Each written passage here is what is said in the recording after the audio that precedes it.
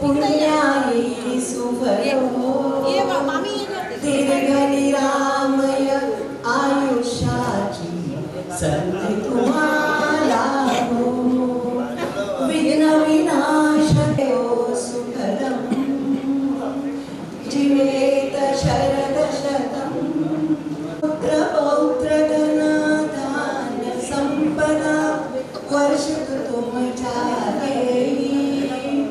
विजय श्रीची अवती भवती सदा विरोपाई.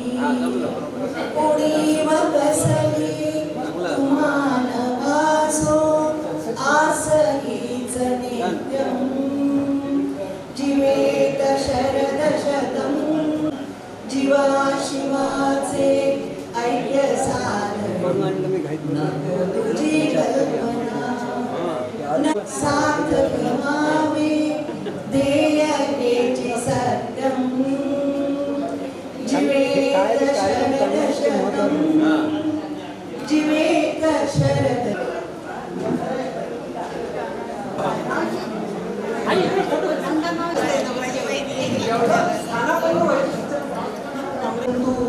सर्वे सन्तु निरामया सर्वे भद्राणि पश्यन्तु मा कश्चित् दुःखमाप्नुयात्.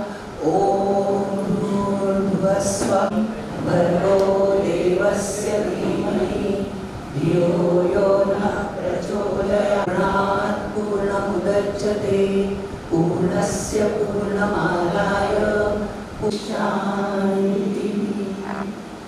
व्यासपीठावरील मान्यवरांना विनंती करते त्यांनी श्रीकृष्णाच्या प्रतिमेचे आणि सरस्वती प्रतिमेचे पूजन करून दीपक प्रज्वलन करावे.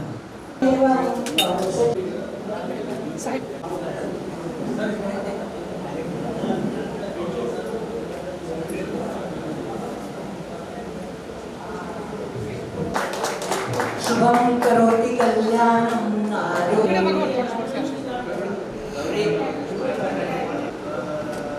इकडे बघ थोडंसं.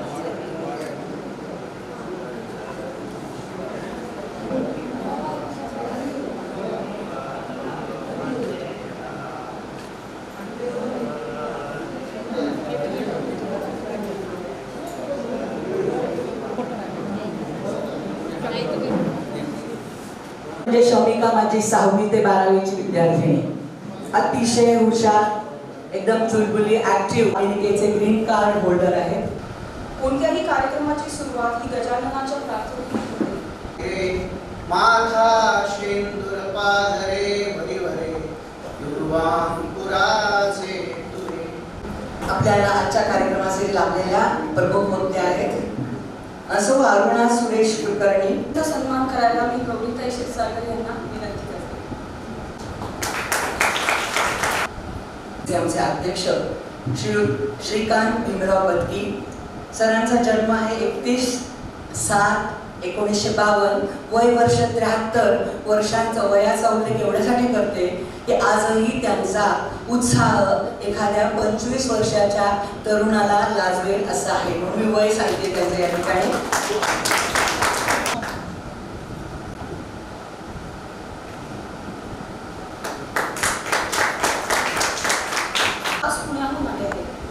या समारंभात त्यांच्या उपस्थितीने आम्हाला खूप आनंद झालेला आहे.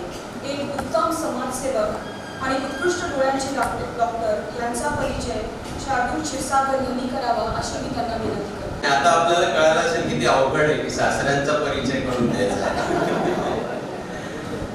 तर 2 शब्द महत्वाचे यांच्याबद्दल. कर्नल आणि डॉक्टर हे तुम्ही आता ऐकलं असेल. Colonel doctor Madan Deshpande. याच्यामध्ये 2 भाग आहेत मेन.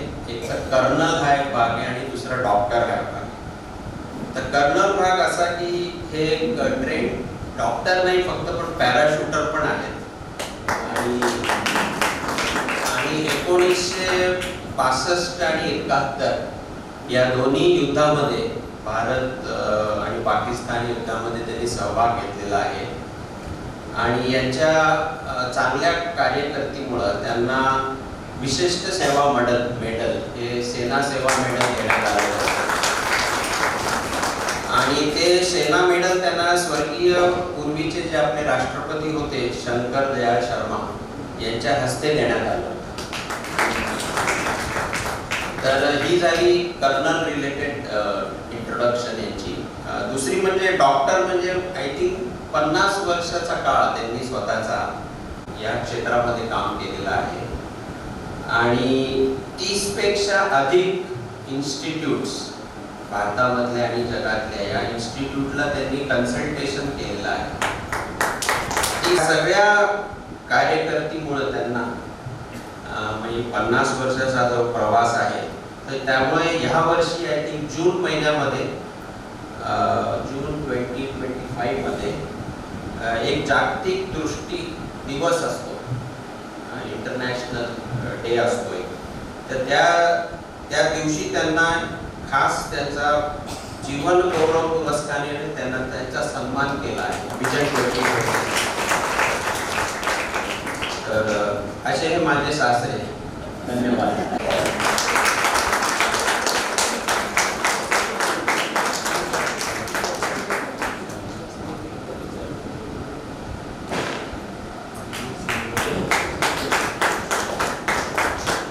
आपल्या समोर सादर करत आहे सुनीता क्षीरसागर शिपल्याचे शब्द.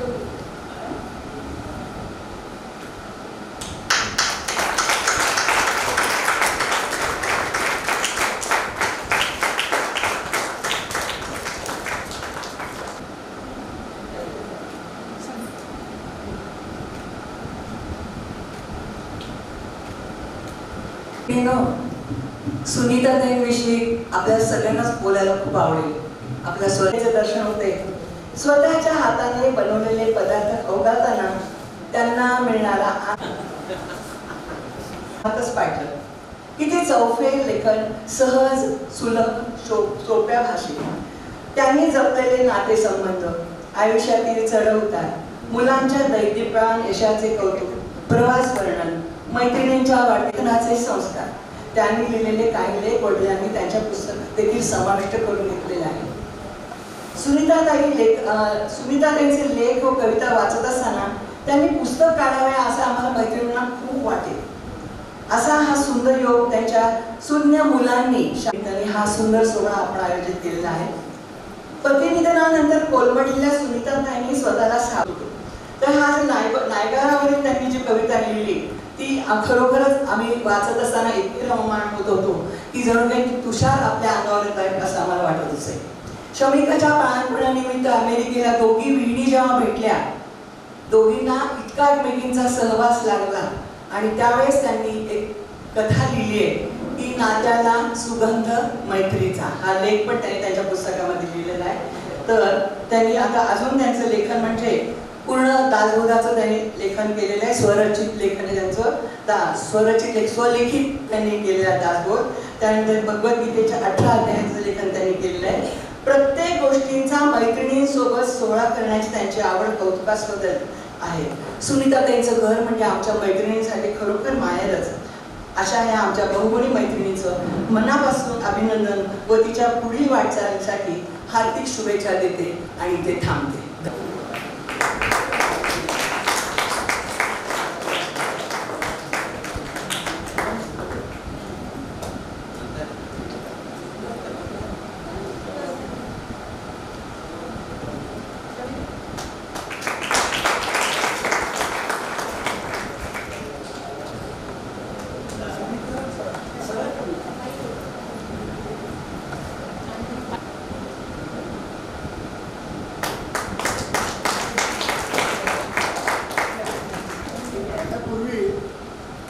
पुण्याचा नाही आहे पण पुण्याहून आलोय. असं म्हणतात आमच्या पुण्यामध्ये विविधतेचं लक्षण पगडी आणि बिगबाळी घालू शकत नाही म्हणून मी विनंती करतो रवी आपण तिला त्या मी सापडण्याची गरज नाही आहे पण ही पुण्याच्या साहित्यिकांची भेट आहे.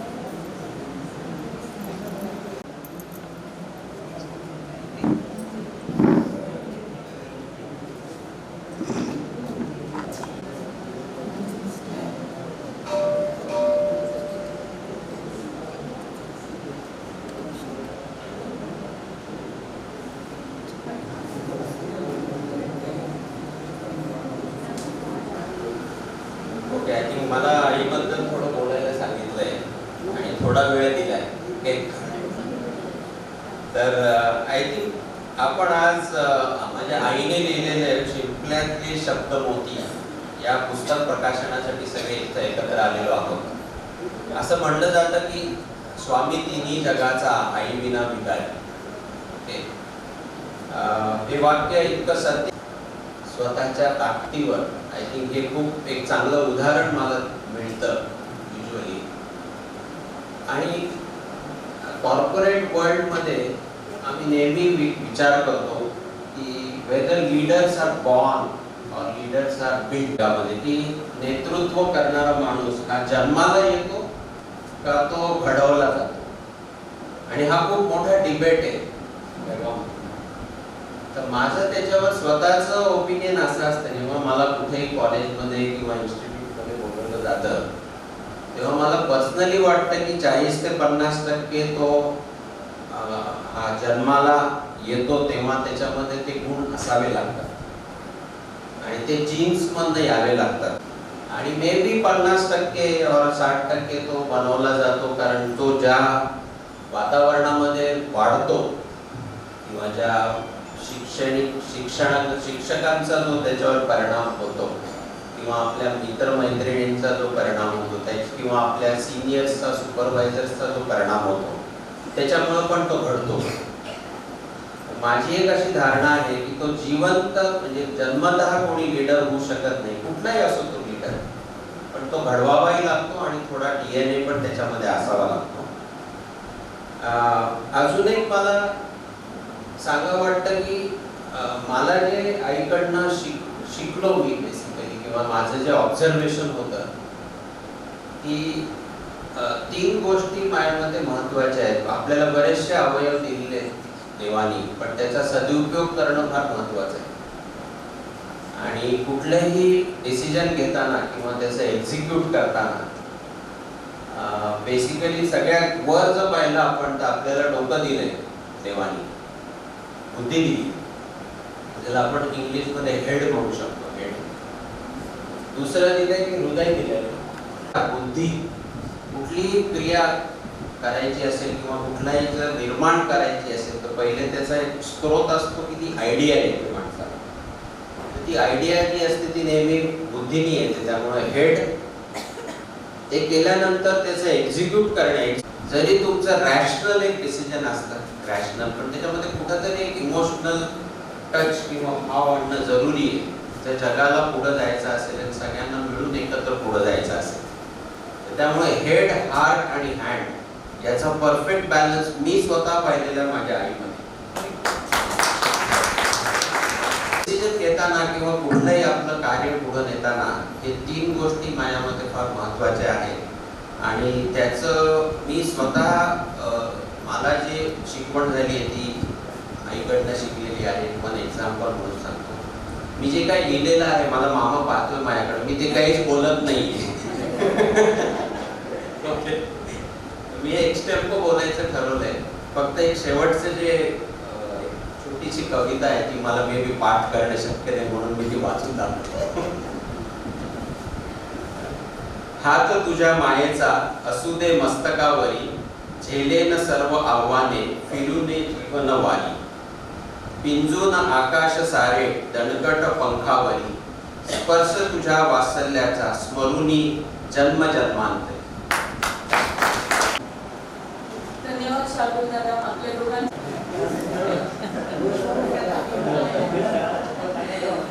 आता मी माझा मामा आणि लेखिकेचा भाऊ भालचंद्र सबनीस मनोगत व्यक्त करायची विनंती करते. नमस्कार.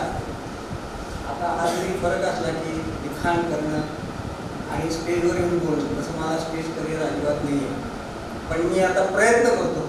या निमित्ताने मला अशी संधी मिळालेली आहे, तिचा उपयोग करता याला बघू किती जमते.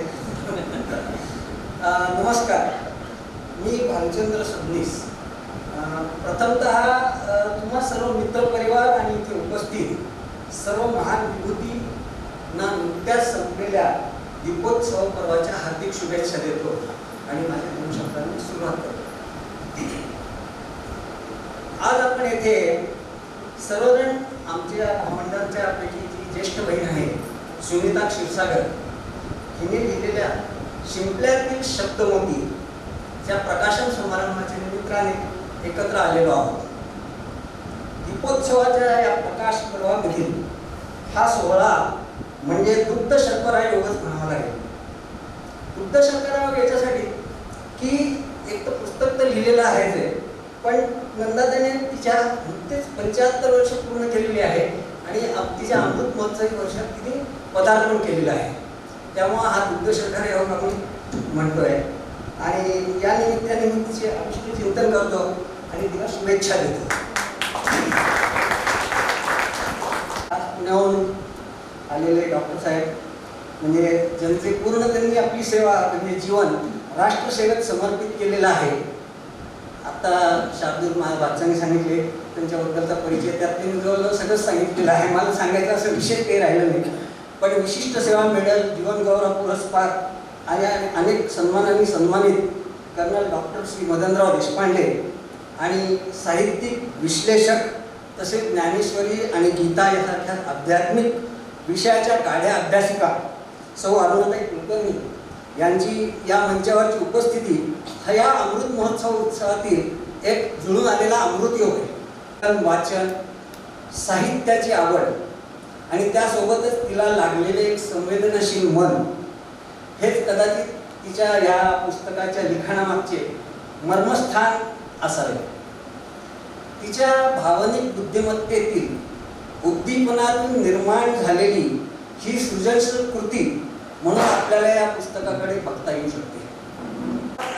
युक्तीप्रमाणे म्हणजे लखलखण्याच्या कराराच्या आयुष्याच्या उत्तरार्धात सुद्धा तिची जी जिद्द आहे त्याप्रमाणे ती सतत कार्यरत राहून सतत म्हणजे काही ना काही लिखाण असो वा एखादी पाककला असो, गायन असो किंवा पाठांतर असो, वक्तृत्व आणि समारंभ हे सगळे तिचे तर आवडीचे कार्यक्रम आहेत आणि त्यात तिचा उत्साह म्हणजे एखाद्या नवतरुणीला लाजवेल असा असतो या वयातील. म्हणजे हे कदाचित मी स्वतःने अनुभवलेलं असेल.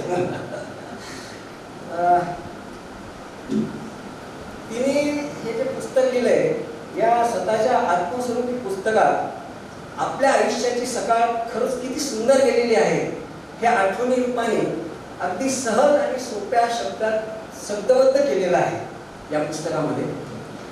तसंच स्वआधाराने जगण्यासाठीची मनातील तिची ऊर्जा, त्याच्यातील आध्यात्मिक बैठक, तिचे प्रगल्भ विचार आणि निस्वार्थ संवेदनाशील मन या निमित्ताने मला हे सांगताना विशेष आनंद होतो की आपल्या आयुष्याची भरझडी किनार अजूनही तिच्यातील सरस्वतीने या लिखाणाच्या द्वारे तिने सर्वांना दाखवून दिले.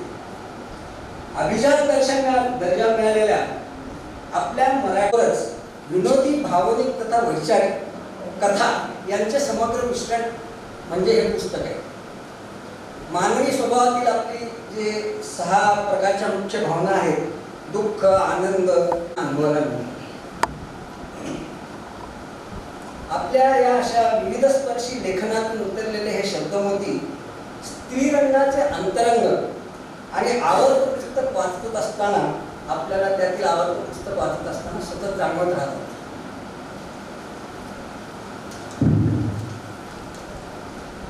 जीवनात कुठेही पुढत न बसता म्हणजे तिचा जो स्वभाव आहे त्या स्वभावाला अनुसरून नेहमी काय मानून द्यायचं, एखादी गोष्ट झाली तर त्याचं दुःख करत बसायचं, त्याच गोष्टी उगाळत बसायचं आणि त्याच्याबद्दल मनात सतत ते विचार आणि पुढत बसणं हा तिचा स्वभाव कधीच नव्हता. आणि नाही कोणावरही नाराज असणे, छोट्या छोट्या गोष्टीच्या एखाद्या म्हणजे हे आणि किती मोठी दुःख आली, एखादं संकट आलं किंवा एखाद्या अडचणीची वेळ आली तर त्या कसं उभं राहायचं हे सांगताना जीवनात प्रत्येकाने पाणी रे पाणी तेरा हेच तिच्या या पुस्तकाचे सार आहे असं मला वाटते. विचारांची एक नवी दिशा, दृष्टी आणि आनंदी राहण्याची स्फूर्ती देणारे हे पुस्तक सर्वांच्याच मनास भावेल.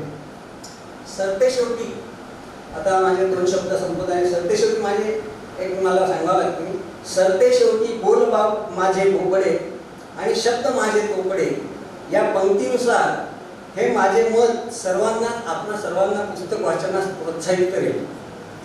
माझ्या मराठीचे आहे गोड कौतुके, अमृता तेही पैजा जिंके, ऐसी अक्षरे रसिके मिळविन या उक्तीप्रमाणे तिचे हे लेखन असेच अव्याहत प्रवाहित राहावं ही सदिच्छा. तिच्या या प्रयत्नास त्रिवार वंदन, शुभेच्छा आणि 75च्या तिला दीर्घ आणि निरामय आयुष्य आणि जीवन लाभो ही पांडुरंगाचरणी प्रार्थना करून माझ्या या 2 शब्दांना विराम देतो. विराम देण्यापूर्वी तत्पूर्वी या माझ्या प्रकरणासाठी तुम्ही हा जो वेळ दिला त्याबद्दल मी आपला सर्वांना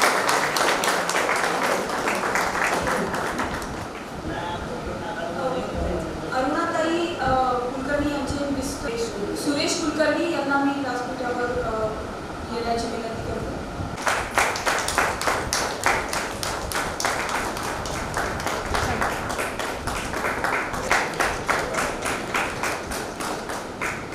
सर्वप्रथम सर्व सन्माननीय व्यासपीठाला नमस्कार करते. मी आज अत्यंत भाग्यवान समजते मला की देशाची सेवा करणारे कर्नल देशपांडे साहेब इथे व्यासपीठावर आहेत. सळसळत्या उत्साहाने काम करणारे बंदकी साहेब इथे आहेत. माझी ताई शैलाताई नेहमी माझ्या पाठीशी असणारी ती आहे आणि आजच्या उत्सव मूर्ती सुनीताताई त्याही व्यासपीठावर आहेत आणि त्यांच्या दोन्ही मुलांनी हा सुंदर सोहळा आयोजित केलाय. आधी मी शमिका आणि शार्दूलचं खूप मनापासून कौतुक करते की आजच्या पिढीने हे आदर्श घ्यायला हवे. इतका छान सोहळा आणि त्यांना दिलेला सुखद आनंदाचा धक्का, त्यांची केलेली तुला हे सगळं पाहताना त्यांनी किती माणसं जोडली आहेत हे अगदी दिसत होतं सगळ्यांना आणि जाणवत होतं त्यांच्याही भावना. खूप छान वाटलं.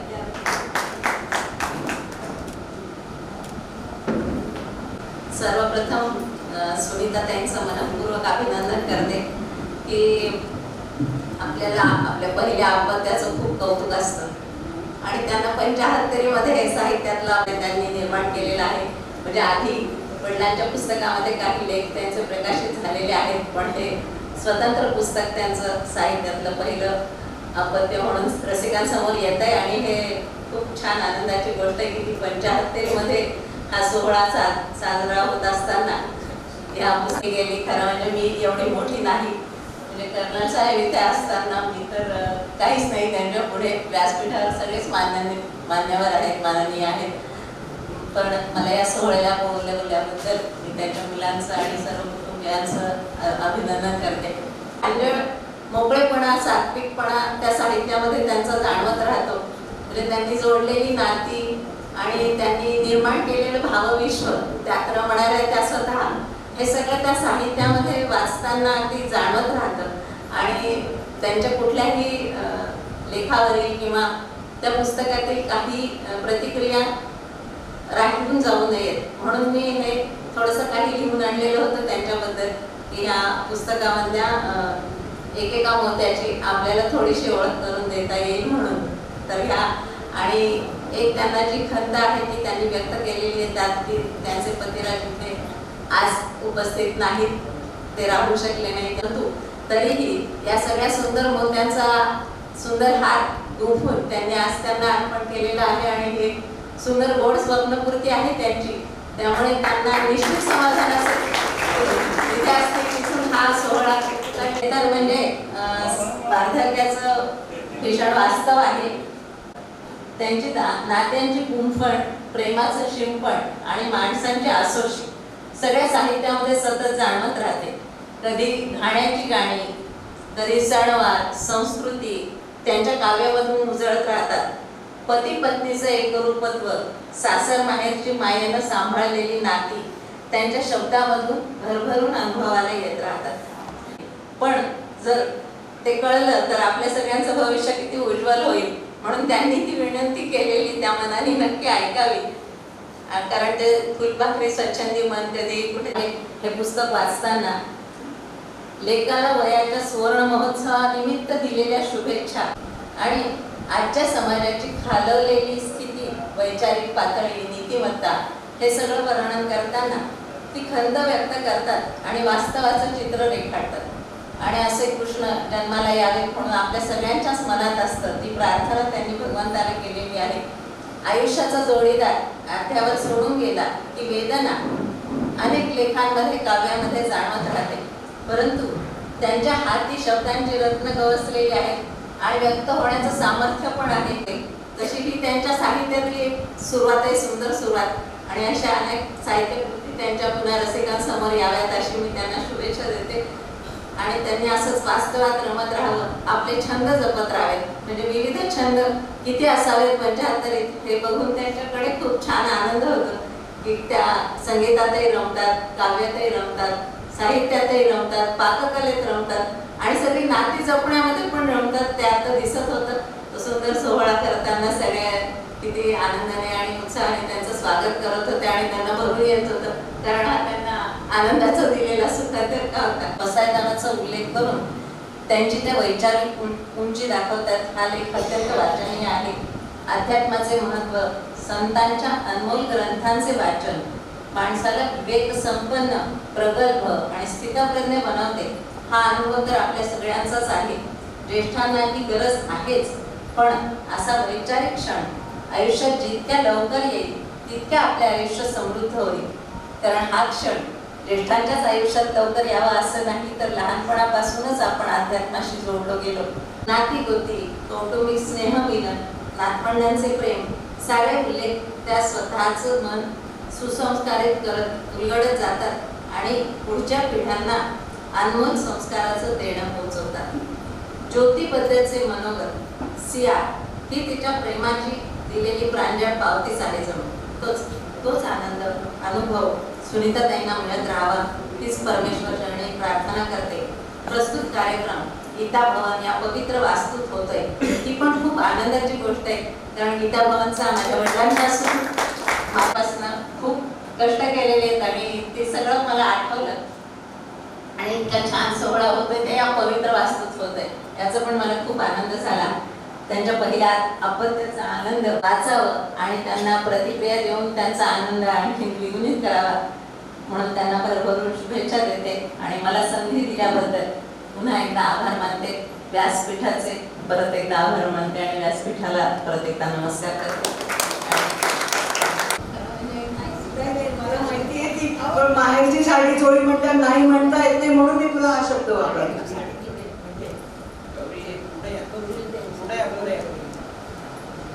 हस्ते स्वीकार केली.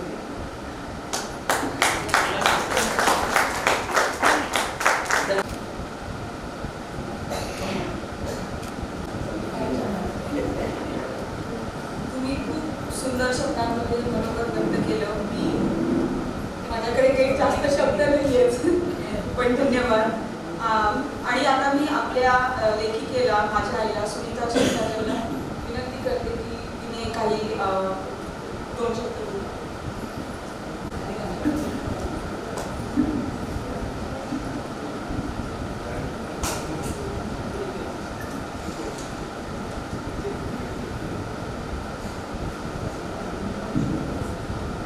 नमस्कार. आपण सर्वांनी मिळून हा प्रकाशन सोहळा खूपच उत्तम प्रकारे पार पडला. अतिशय उत्तम नियोजन होतं आणि त्यामुळे हा फारच देखणा झाला सोहळा म्हणजे म्हटलं तरी चालेल. माझ्या आयुष्यातला हा सर्वात आनंदाचा क्षण आहे. म्हणजे माझं लग्न ठरलं तेव्हा पण मला इतका आनंद झाला नव्हता. एवढं काही कळतच नव्हतं कारण लग्न केलं, पण आज मला कळतंय की हा किती आनंदाचा क्षण आहे. लहानपणापासूनच मला शब्दांशी खेळण्याचा छंद होता. थोडंफार लिहित होते, पण हळूहळू प्रगती झाली आणि लेख असं वाटलं नव्हतं. खरी प्रेरणा माझे दिवंगत पती श्री शिवाजीराव यांची होती. त्यांनी त्यास मी पूर्णत्व आणले ते चिरंजीव शार्दूलच्या प्रयत्नांमुळे. फक्त आज ते पुस्तक आणि सोहळा पाहण्यास नाहीत हीच काय ती दुःखाची झालर या कार्यक्रमाला आहे. बाकी आपण त्यांचं स्वप्न पूर्ण केलं, आम्हाला फार आनंदाचा क्षण आहे. पुस्तक तयार करताना फार यातायात झाली. लिहिलेलं शोधून काढायलाच 15 दिवस लागले. त्या रजिस्टरमध्ये त्या रजिस्टरमध्ये कसं तरी शोधल्यानंतर मुखपृष्ठ कसं असावं, नाव काय द्यावं, कोणते कोणते लेख घ्यावेत, त्यातले काय कट करावं, त्यात काय सुधारणा करावी, असे खूप विचार विनिमय झाले आणि शेवटी पुस्तक तयार करायचं ठरलं आणि हे छोटंसं काव्य पुस्तक माझं झालं. आणि ते मी आज सादर करते याचा मला खूप आनंद आहे. पुस्तकात आयुष्यातल्या निरनिराळ्या प्रसंगातले अनुभवातले भावतरंग दिसतात. काय काय भावना निर्माण झाल्या त्याची शब्दबद्धता मी निर्माण केली. प्रामुख्याने चिरंजीव शार्दूल व कन्या शमिका आणि सुनबाई सौ गौरी यांचं प्रोत्साहन मिळालं आणि हे शिंपल्यातले मोती साकारले. या सर्वात मला माझ्या मैत्रिणी, नातेवाईक, बंधुराज, बहिणाबाई या सर्वांची खूप सोहळा म्हणजे आनंदाचे डोली आनंद तरंग. असे निर्माण झालेले आनंद तरंग आपणही अनुभवावे, आपणही साहित्य वाचावे, त्याचा आनंद घ्यावा आणि तो इतरांनाही द्यावा. आता पुस्तक तयार करत असताना मला पुस्तक कसं असावं याच्यावर एक छोटंसं काव्य सुचलं. मी ते लागलीच लिहिलं बरं का आणि ते तुम्हाला आता सादर करते. पुस्तकासारखे पुस्तक ते असावे, गोजड तत्वज्ञान त्यात ते नसावे. दैनंदिन जीवनी तत्वज्ञान काय कामाचे, आनंद सुख शोधावे बिनधामाचे. अक्षर मोत्यांचे चढुते चांदणे, शब्दा शब्दातून मधुर भाषा चाखणे. काव्य पंक्तीतून सुगंध पुष्प शोधणे, भाव भावना लेखातून अंतरी तार छेडणे.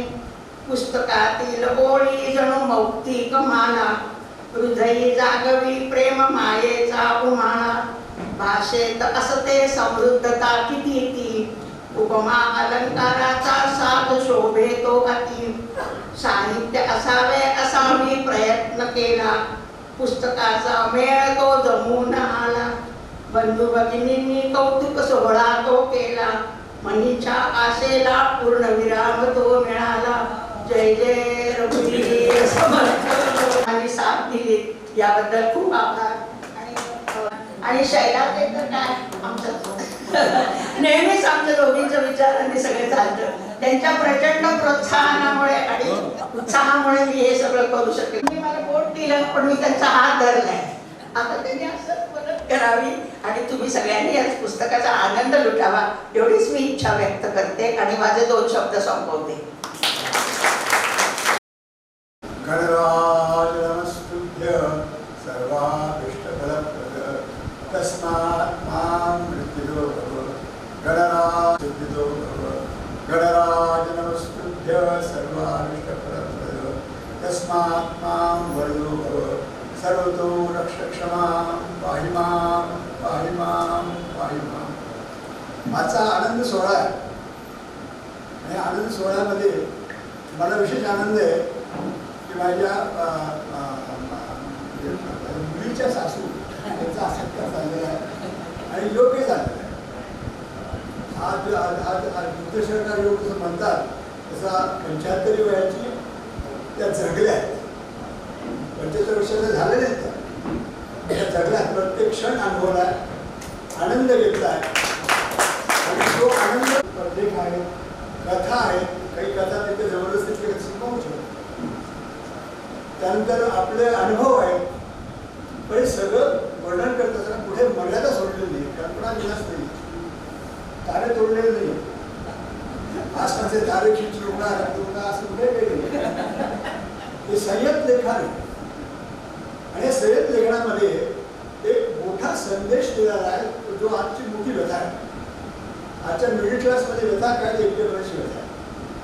तर आयुष्यामध्ये विपन्न म्हणजे काय म्हणतात त्याला संपन्न अवस्था असू दे या विपन्न अवस्था असू दे, एकटे पण राहावं लागतं. कारण आज शक्य नाही की तुमची मुलं बाळा तुमच्याकडे असतील. प्रयत्न करून शक्य नाही. करिअर आहे, नोकरी आहे, आपल्या सर्वावेल आहे, काही परदेशात असतील, काही देशात असतील, काही साथीदार सोबत असतील, विकलांग असतील, काही साथीदार सोबत नसतील, सोडून गेले असतील. पण हे दुःख असताना त्याला दुःख म्हणायचं का आणि किती दिवस ते पुरवत बसायचं आणि हे न करता आपण आनंदी आयुष्य कसं येऊ शकतो हे सुद्धा विशेष म्हणजे आज जसं आयुष्य माणसाचं वाढतं तर 60 नंतर आज कमी लोक भेटायला पण निवृत्त झालो की ज्यांना आपल्याला अपेक्षा संत किंवा श्रीमंत गीता वाचून, भागवत वाचून, आणि मला जाणीव आहे पहिल्यांदाच मी म्हणायला पाहिजे होतं की आज सगळे सुरत जमलेले आहेत. या सुरतामध्ये मला 2 व्यक्ती दिसतात. पार्थिव देवाला जरी नसल्या तर आत्मीय ध्यान दादा आणि शिवाजीराव आहे. आणि पुस्तक एक सुंदर आहे. मला वाटतं त्या पुस्तक लिहिता लिहिता लेखक त्या कथेत रमून जातो.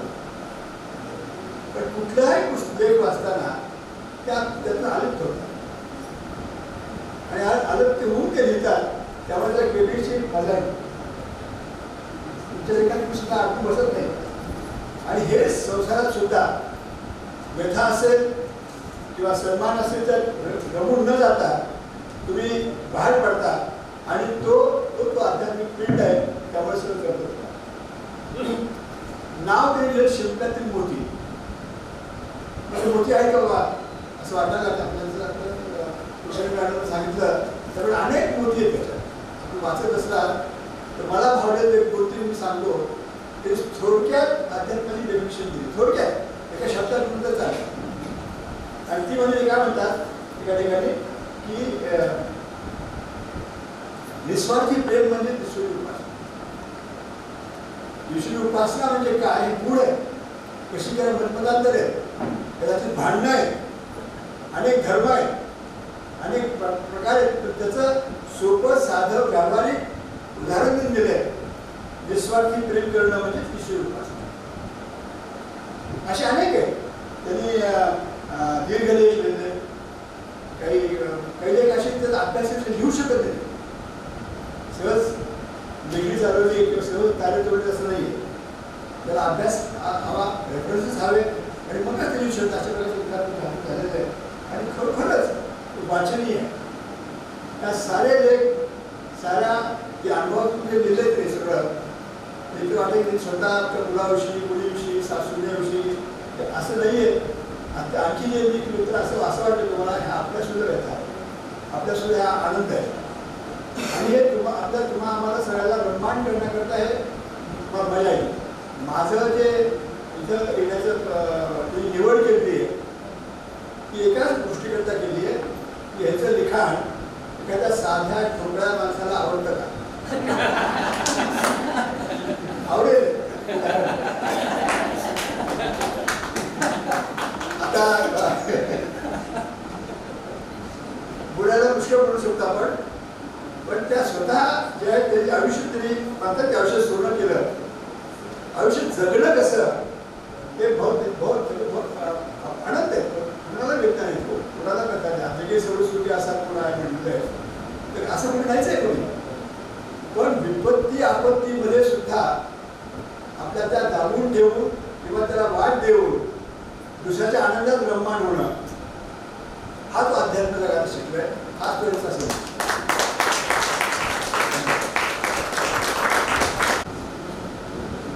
आदरणीय व्यासपीठावर विराजमान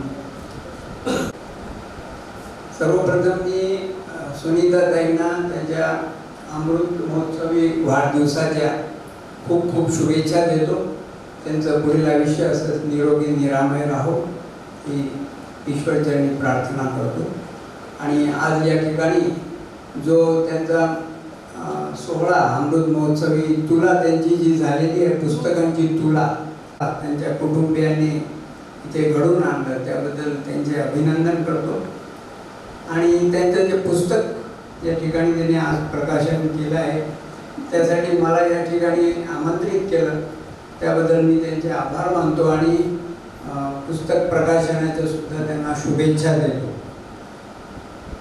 पुस्तक अतिशय छान झालेलं आहे. त्याचं कव्हर मुखपृष्ठसुद्धा खूप सुंदर आहे. त्याचप्रमाणे त्याचं जे टायटल आहे शिंपल्यातील शब्दमोती हे आत्ताच मी बऱ्याच जणांकडून जे काही पुस्तकाबद्दल ऐकलं त्यावरून पुस्तक खूपच सुंदर झालेलं आहे असं मला वाटतं. तर मी हे नक्कीच वाचेन घरी गेल्यावर. आणि वेगवेगळे विषय मी अनुक्रमणिका चालत होतो त्यामध्ये त्यांनी वेगवेगळे विषय असे हाताळले आहेत. लेख आहेत, कथा कविता आहे, आध्यात्मिक लेख आहे आणि आयुष्यातले वेगवेगळे अनुभव त्यांनी वेगवेगळ्या कथामधून मांडले आहेत असं दिसून येत आहे. त्या स्वतः म्हणजे मलाही सांगायला आनंद होतो की त्या आमच्या ह्या संस्थेच्या त्या सभासद आहेत आणि विशेष म्हणजे आमचे वेगवेगळे गट असतात आमचे, तर गट 1च्या त्या सभासद आहेत, ते महत्त्वाचं आहे. आणि प्रत्येक संस्थेच्या प्रत्येक कार्यक्रमात त्यांचा सक्रिय सहभाग असतो.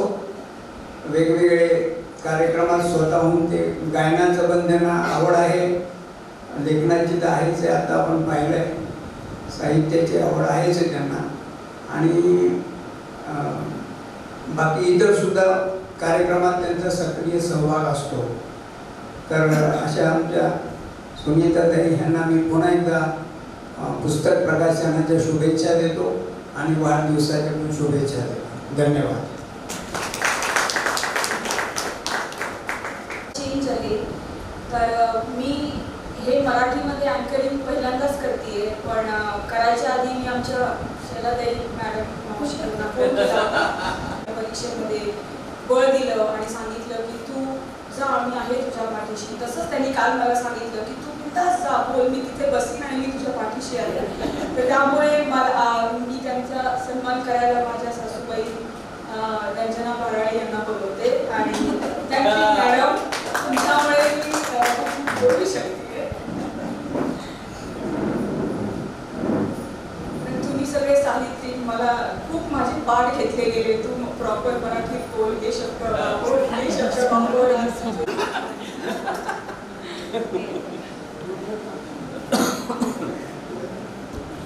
आणि या रंजना बाराळे माझ्या सासूबाई आणि ह्यांच्या बहिणाबाई आहेत.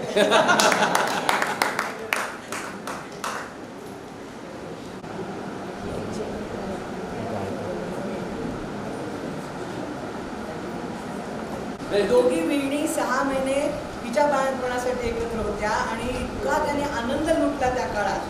आणि मग सुनीता त्यांना खरंच त्याच्यावर एक लेख लिहिला. खूप बरं वाटते की बहिणी इतक्या छान आहेत.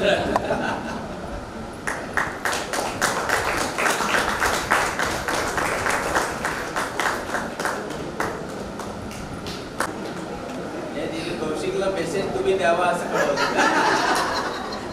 आभार. आहे ते लेखक जेव्हा काही लिहितो त्याची अभिव्यक्ती व्यक्त होत असते. शार्दूल दादाच्या सगळ्या वक्तव्यातून पण कुठेतरी आलंय की साधारणतः अभिव्यक्ती कशी व्यक्त होते, 2-3 गोष्टी ओळखण्यासारख्या असतात. त्यातल्या त्यांनी 3 गोष्टी सांगितल्या होत्या की तन, मन आणि बुद्धी. कुठलाही माणूस समोर आला तर आपण ह्या 3 प्रमाणामध्ये त्याला कुठेतरी मार्क देतो आणि त्याची अभिव्यक्ती आपल्यामध्ये काय आहे असं आपण स्पष्ट करतो. वक्तव्यात पण आलं की ही ज्योत काही एका रात्रीत पेटते का? नाही पेटत. कुठेतरी त्याला आपल्या पूर्वजांचं आध्यात्मिक मदनकाकांच्या वक्तव्यात आलं. आणि म्हणून जे इथं नाही आहेत अशा काही व्यक्तींचे पण आभार मान्य करावे लागतील आपल्याला. ते म्हणजे दादांचं नाव लक्ष्मण वामन सबनीस, म्हणजे त्यांचे वडील, ज्यांच्यामध्ये ही सगळी कलागुण वैशिष्ट्य होती आणि ती त्यांच्या DNA मधून म्हणा किंवा त्यांच्या संस्कार पद्धतीतून म्हणा, या तिन्ही भावंडांमध्ये पर्यायाने आमच्या सगळ्या परिवारामध्ये तुम्हाला थोडी बहुत पाहायला मिळेल. कैलासवासी शिवाजी पंढरीनाथ क्षीरसागर यांचे पती, त्यांचे आभार की ही ज्योत पेटली जरी असेल दादांनी तरी तिला वातावरण जे देणं किंवा त्या काचेला सारखं काहीतरी साफ करावं लागत असेल. आणि व्यासपीठावर उपलब्ध असलेले सगळे मान्यवर सुद्धा तसेच आहेत.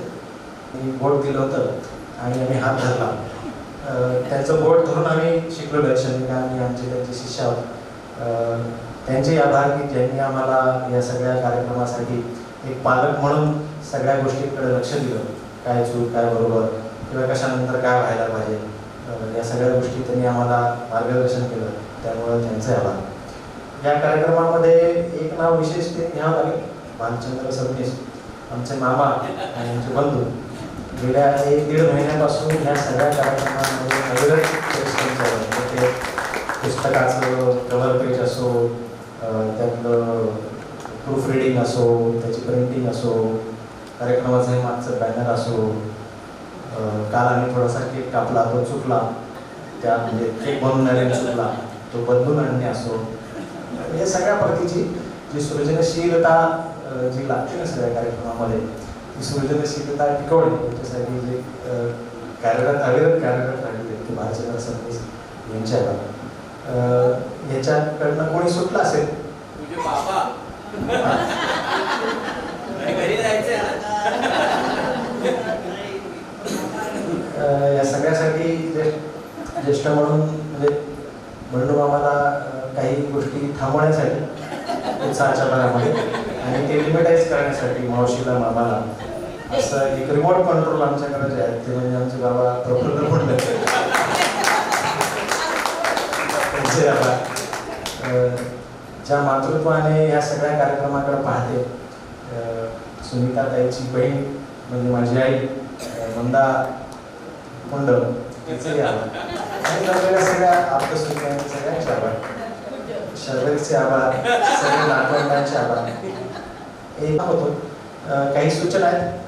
कार्यक्रम झाल्यानंतर आज जी तुला केली त्याच्यासाठी गुळाची ढेप सगळ्यांनी प्रत्येकाने कुटुंबियांनी एक कुटुंबियाला एक असं घेऊन जावं.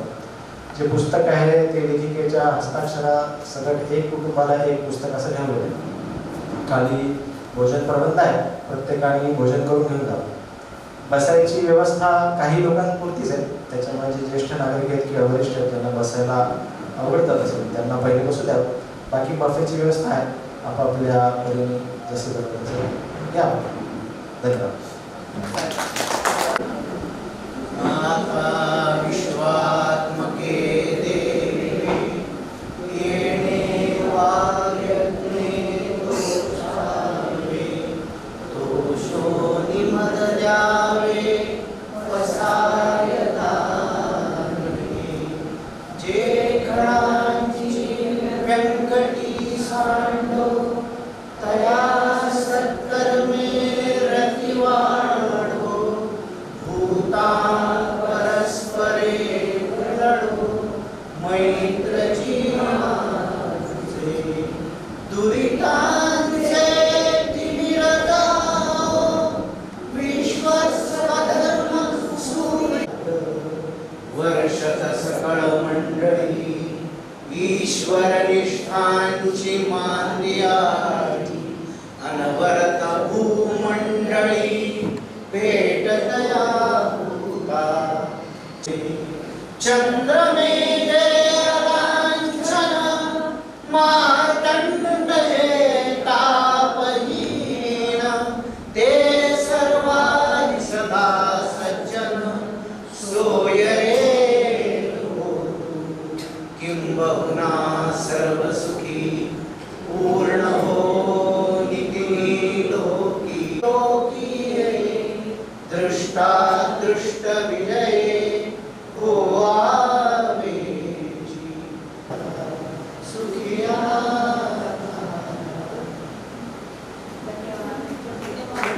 भोजन घेतल्याशिवाय जाऊ नये ही नम्र विनंती.